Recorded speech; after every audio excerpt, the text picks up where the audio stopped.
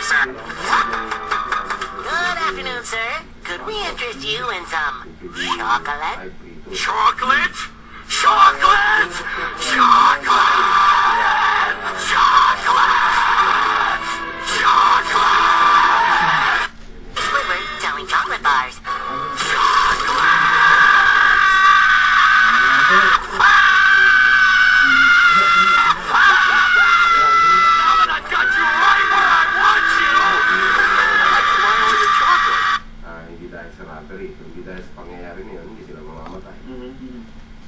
Regardless kung on our part o sa part ng mga criminals o sa part ng bystanders ang namatay, bibigyan po ang kaso niya. Don't they know I'm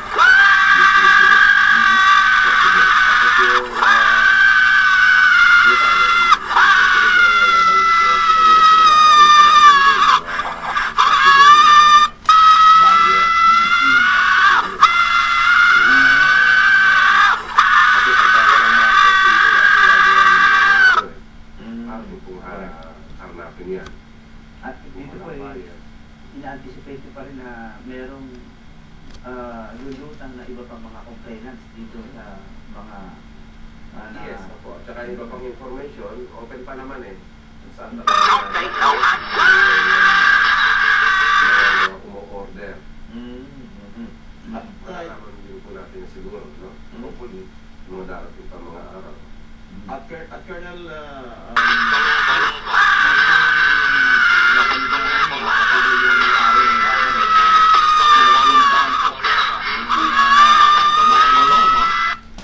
posible mo na meron pa silang mga tauhan doon na posible itong madagdag sa kakasuhan na Colonel Cruz, sir. meron na nakita ko sa ngayon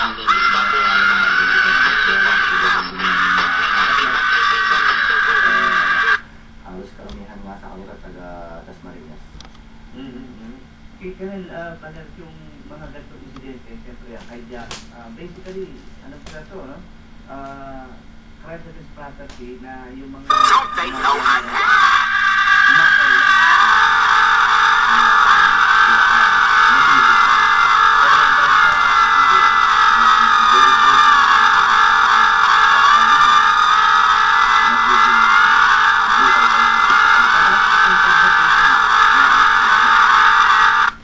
chance encounter ba to? Dahil ito battery, yan yun lang to hindi ito na sila yung grupo nyo.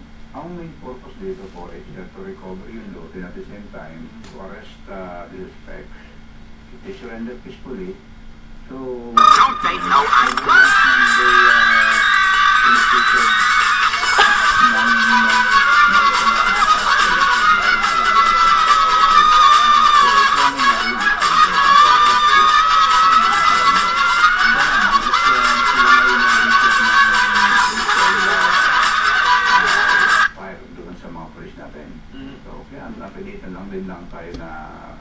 mag-return file. Sa inyo pong investigation na kinapagka lumalabas na yung pong modus operandi ng grupong ito, Colonel, aabangan po nila, i-intercept po nila yung What does the scouter say about it? Oh, I'm busy soiling myself. It's over 9,000! 1,000! 9,000! 9,000! 9,000! 9,000! pwedeng i-hijack. Hindi nyo ba nakikita ang 9,000! na tagaloob o mismo yung driver mismo ng delivery van na Colonel? Hindi po kasi ganito yun pinapara nila yung mga cloth van. Then, sasabihin nila may violation sila. Opo. Then, titingnan nila yung receiver Don't they know I'm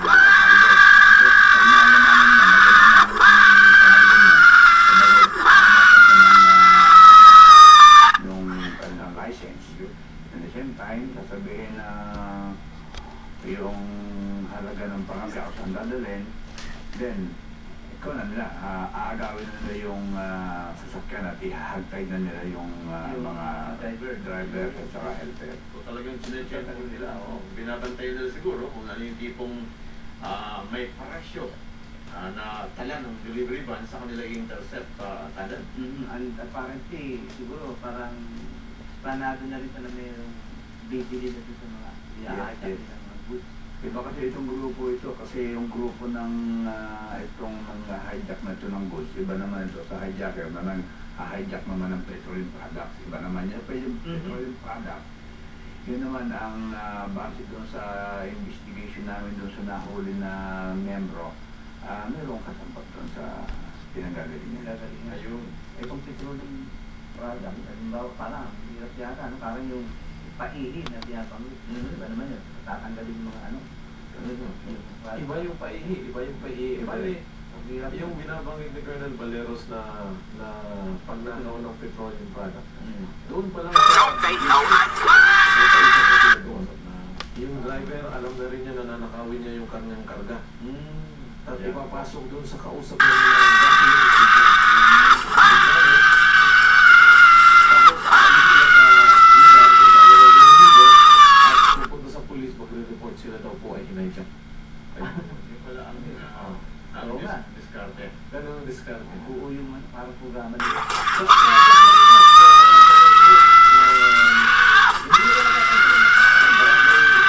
Na parang mayroong kakaibang nangyayari doon sa kanilang nasakupan na nagbabagsak ng ganitong mga produkto.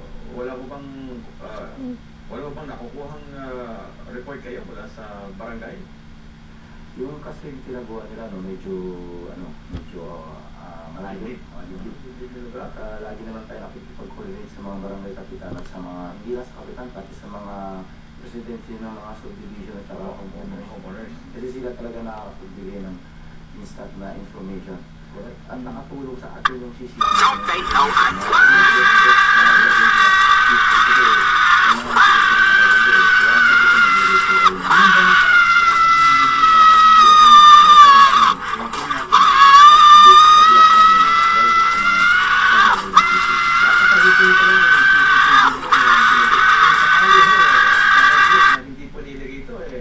Malamang sunod-sunod na mga insidente pang nakawan ang binabagsak sa inyong teritoryo, Colonel, at buti na natutok niyo pa ito.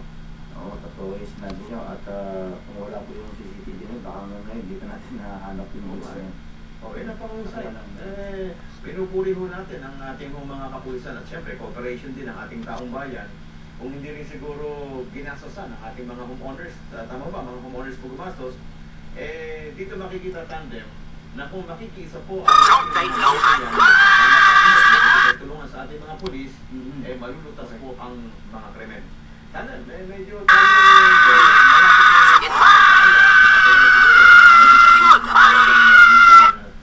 hingin natin. Hindi papanta natin ng Soko TV. Pwede.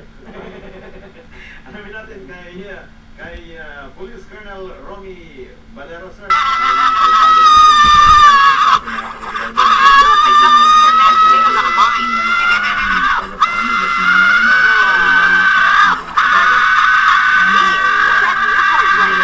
Itong mga matuwang gawain na ito, unang-una nasisira ang imahe ng ating organisasyon.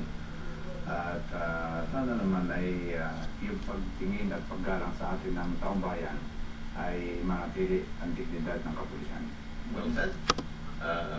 Paikot, Police Superintendent Ulysses Cruz, sa inyong mga nakasapukan sa Dasmariñas? Sa amin naman po sa Dasmariñas, hindi po kami basta magpapahinga hanggat hindi nararamdaman ng mamamayan na sila ay safe sa kanilang lugar.